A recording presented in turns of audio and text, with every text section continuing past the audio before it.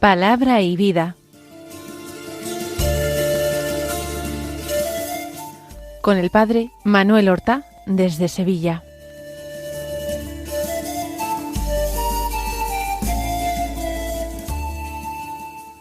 En el nombre del Padre, y del Hijo, y del Espíritu Santo.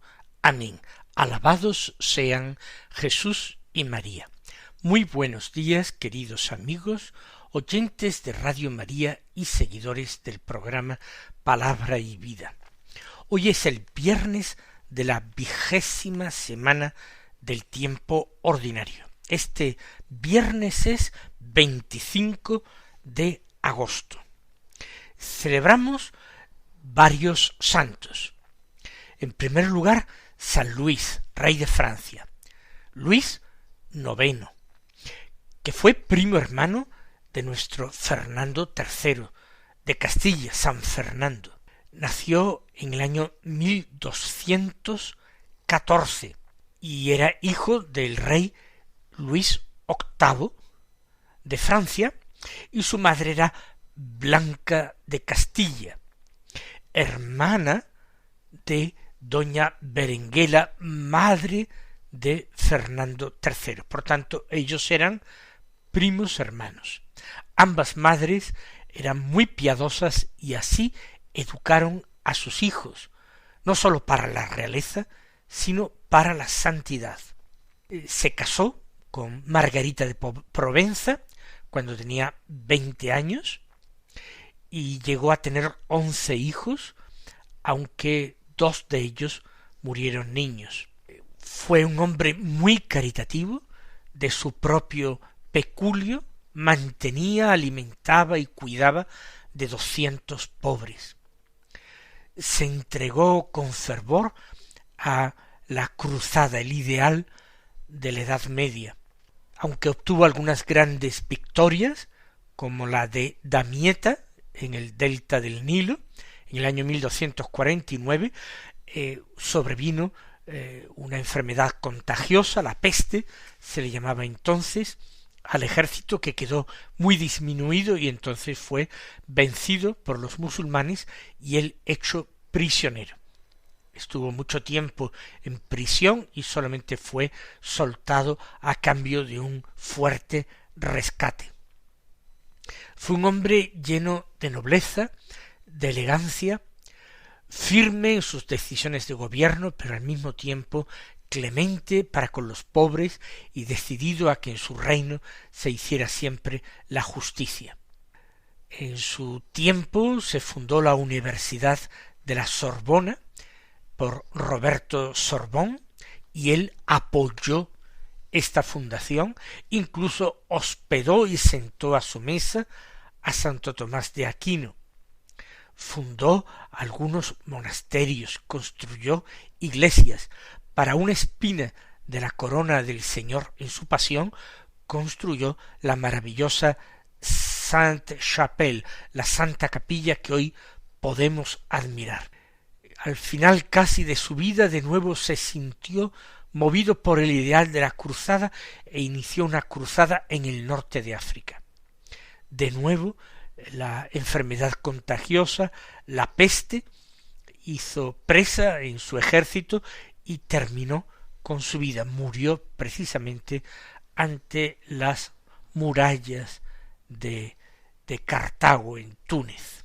27 años después de su muerte, en 1297, fue canonizado por el Papa Bonifacio VIII y hoy es el patrón de Francia, el santo patrono de Francia.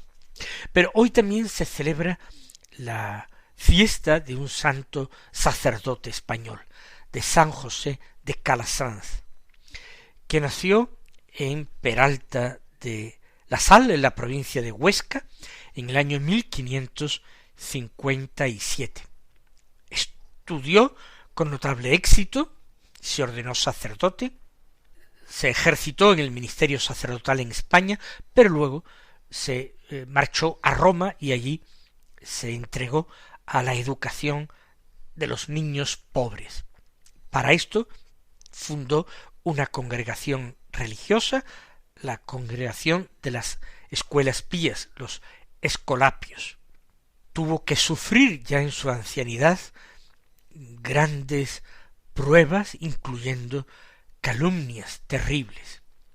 Finalmente murió en Roma, a una edad ya muy avanzada, en el año 1648. Tenía ya más de 90 años. Pues vamos a escuchar la palabra de Dios que se proclama en este viernes.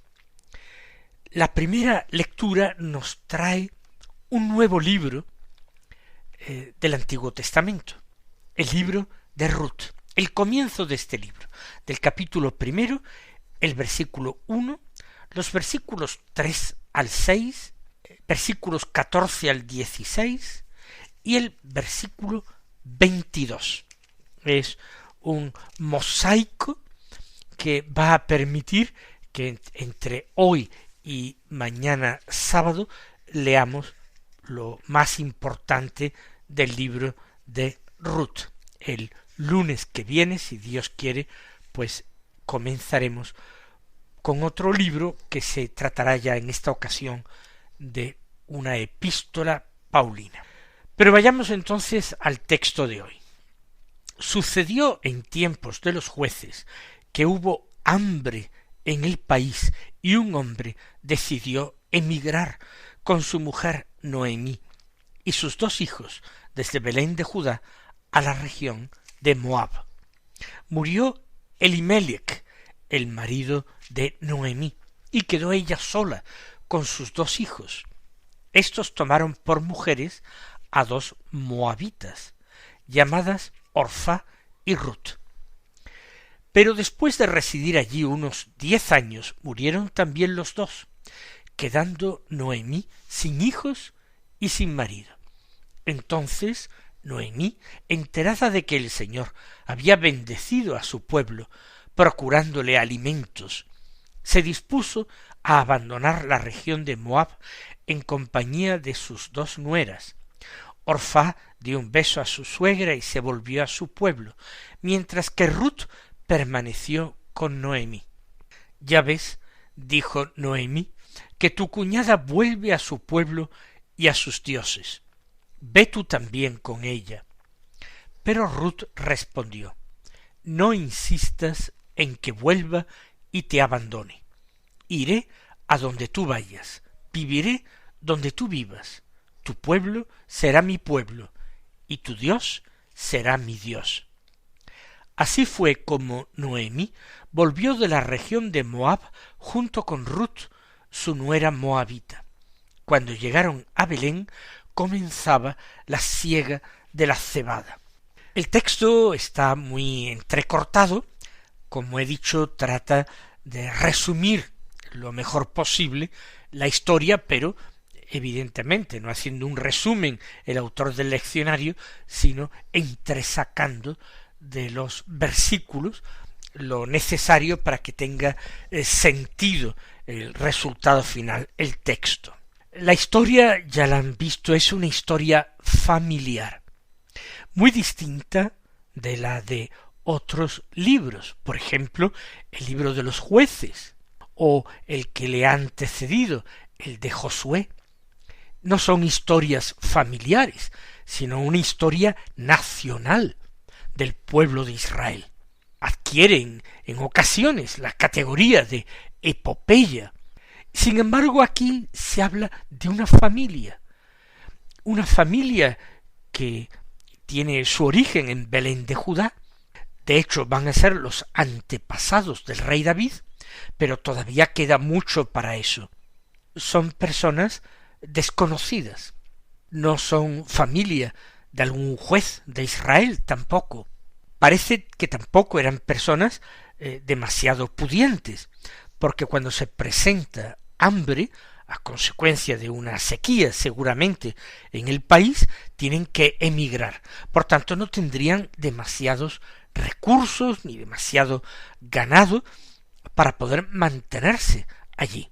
Y se marchan a Moab, un pueblo odiado por los israelitas porque el rey de Moab se había opuesto al paso de los israelitas, que querían entrar bordeando por el sur el Mar Muerto, subiendo hacia el norte y atravesando el Jordán, querían así entrar en Canaán.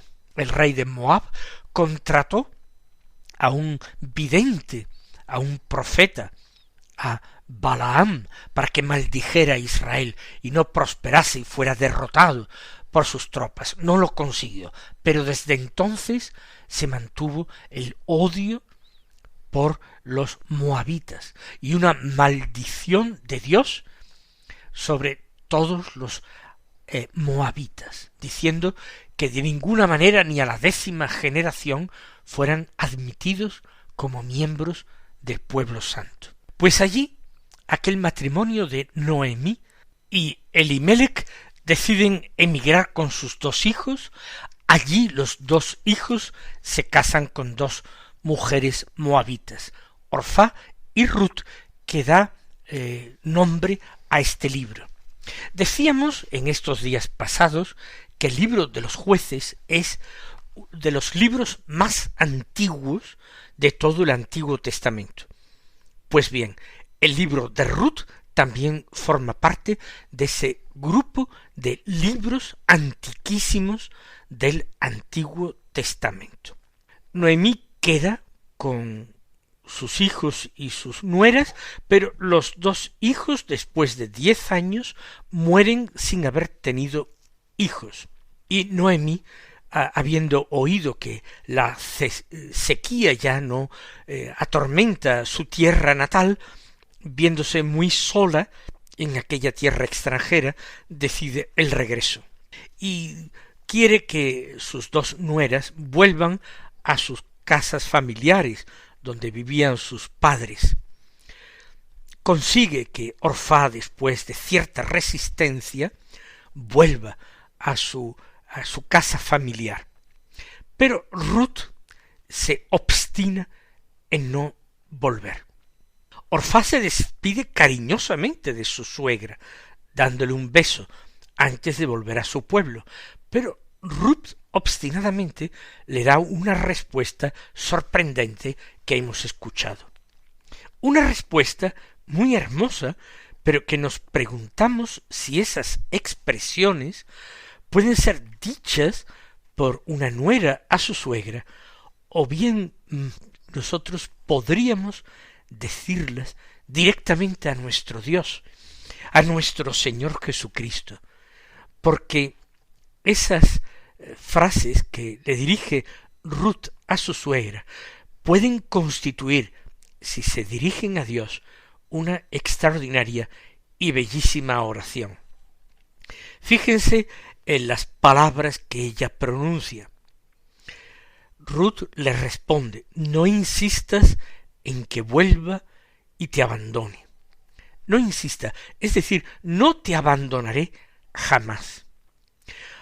Aquello que dijo Simón Pedro cuando tantos y tantos abandonaban a Jesús después de aquel discurso que nosotros llamamos el discurso eucarístico de la sinagoga de Cafarnaúm. ¿A dónde? ¿A dónde iremos si sabemos solo que tú tienes palabras de vida eterna? Porque el Señor les había preguntado a los apóstoles: ¿también vosotros queréis marcharos? Y Simón Pedro, en nombre de todos y recogiendo el sentir de todos, le había dicho esto: ¿a dónde iríamos sin ti? Te seguiremos siempre. También un escriba fervoroso a orillas del lago de Tiberíades le había dicho a Jesús: Señor, te seguiré a donde quiera que vayas. Aunque el Señor había ponderado muy bien este ofrecimiento, porque había descubierto que este hombre no estaba totalmente informado de a dónde conducía o por dónde pasaba el camino de Jesús. Y por eso le respondió con aquellas palabras de que los pájaros del cielo tienen nidos y las zorras tienen madrigueras, pero el Hijo del Hombre no tiene dónde reclinar la cabeza. Que no piense aquel escriba, si sigue a Jesús, que su vida va a ser una vida de facilidad, sino de pobreza absoluta, de desinstalación. Por tanto, Ruth emplea la misma rotundidad, muy conscientemente, de las dificultades para ella, moabita, emigrar a la tierra de Israel, donde no iba a ser nunca jamás bien recibida, bien aceptada. No insistas en que vuelva a mi casa y te abandone. Iré a donde tú vayas y viviré donde tú vivas. Tu pueblo será mi pueblo y tu Dios será mi Dios. A donde tú vayas, sin condiciones. Ella ya sabe que el designio de Noemí es ir a su pueblo, a Belén, en plena tribu de Judá. Por tanto, no se hace ilusiones en absoluto de que vaya a tener una buena acogida. Pero así todo le dices, a donde tú vayas, yo iré. Y donde tú vivas, yo viviré. Quiere tener la misma vida de Noemí, habitar la misma tierra, entregarse a la misma suerte, ya sea esta suerte dichosa o bien le espere una vida de privaciones o de pobreza. A donde vayas, yo iré, donde tú vivas, yo viviré. Y añade, tu pueblo será mi pueblo y tu Dios será mi Dios. Esto es mucho más difícil, porque aquel pueblo no la iba a recibir a ella por ser moabita. Pero vamos a pensar si estas palabras se las podemos aplicar al Señor Jesús. Las primeras desde luego, pero estas también, por supuesto. Tu pueblo será mi pueblo. No nos estamos refiriendo al pueblo de Israel, en el cual, según la carne, nació nuestro Señor. El pueblo del Señor es la Iglesia. Y si es el pueblo del Señor, el pueblo que Él ha fundado, el pueblo que Él ha rescatado y redimido con su sangre, ese es nuestro pueblo. Por doloroso que sea a veces considerarlo así, en medio del pecado, de la cobardía, de las traiciones que afean su rostro en cada etapa de la historia. Un compromiso de seguimiento total. Tu pueblo será mi pueblo y tu Dios será mi Dios. ¿Se puede decir? Claro, porque el Dios de nuestro Señor Jesucristo es el Padre del cielo. Ese Dios al que Jesús nos enseña a llamar Padre nuestro, que estás en el cielo. Tu Dios, oh Señor, será mi Dios. Y así termina la historia. Fue como Noemí volvió de la región de Moab junto con Ruth, su nuera moabita. Pidamos al Señor gracia para que nuestra entrega, nuestra fidelidad y nuestro seguimiento del Señor no sean en absoluto inferiores de ese compromiso que manifestó Ruth hacia su suegra Noemí.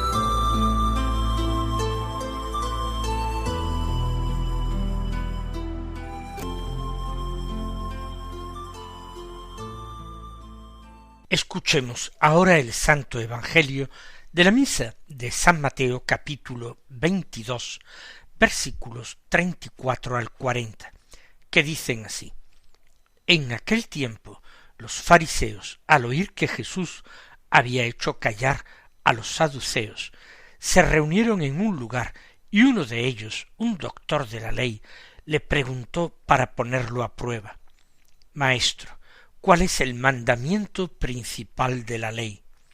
Él le dijo, amarás al Señor tu Dios con todo tu corazón, con toda tu alma, con toda tu mente. Este mandamiento es el principal y primero.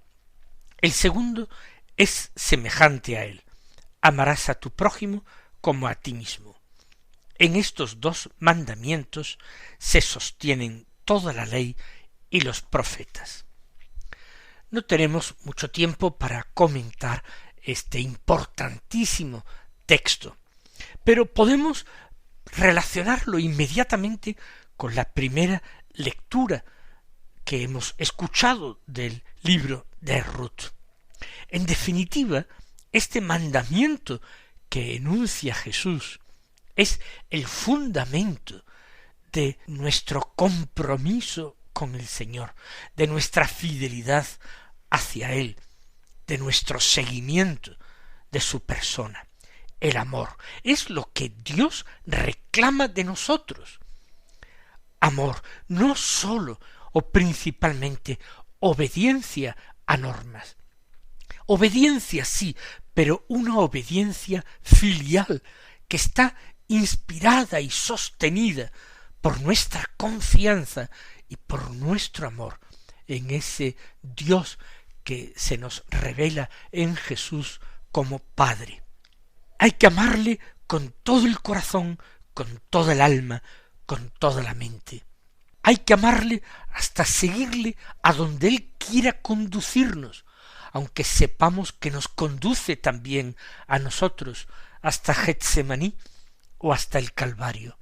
Hay que seguirle sin miedo, teniendo sólo el temor de que por nuestra debilidad, como le ocurrió a otro apóstol, también nosotros neguemos y traicionemos al Señor o lo abandonemos en el momento de su pasión.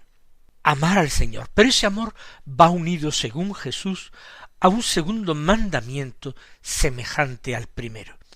Amarás a tu prójimo como a ti mismo. Porque ese amor tiene que manifestarse de una forma tangible y visible. Ruth, a través de Noemí, se entrega al Dios de Israel, a quien promete servir. Tu Dios será mi Dios. Pero a través de esa fidelidad a Noemí y de su compromiso con el pueblo de Noemí, tu pueblo será mi pueblo. Pues también nosotros debemos amar al Señor en nuestros hermanos, que son también sus hermanos, que son los hijos de un mismo Dios. También con ellos nos comprometemos, a ellos también les amamos, tanto como a nosotros mismos. El Señor os colme de sus bendiciones y hasta mañana si Dios quiere. Han escuchado en Radio María Palabra y Vida, un programa que dirige el Padre Manuel Horta.